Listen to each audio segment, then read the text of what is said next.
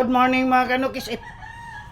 Good morning mga kanukis. Nakaharang pala. May re-recommenda ko. Thunderbird Electrogen D+.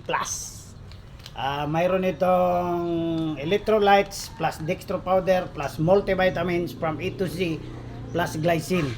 So ito mga kanukis, mas mainam to sa conditioning, brooding at saka ranging.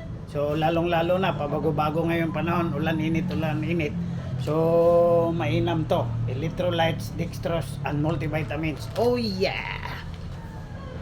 So simpleng pagtimpla mga kanukis, kailangan natin ng isang galong tubig galing sa Pasig River. Puro malinis yan mga kanukis. At saka itong Electrogen D+ natin, isang kutsara. Pero dalawang bisis natin kinaykaya kasi maliit na lang yung laman, di na kaya sa isang kutsara. Tapos shake baby shake natin yan mga kanukis.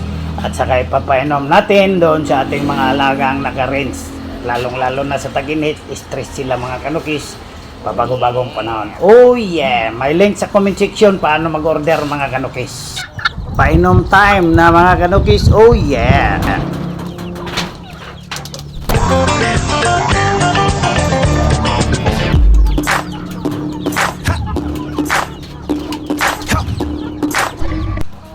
Boss Joe, bakit sumasayaw ka pa rin? Okay lang yan boss, kasi steady pugi lang tayo. Tara, papainom natin mga kanukis sa ating naka-rinse na manok kasi sobrang init at saka ulan sa hapon.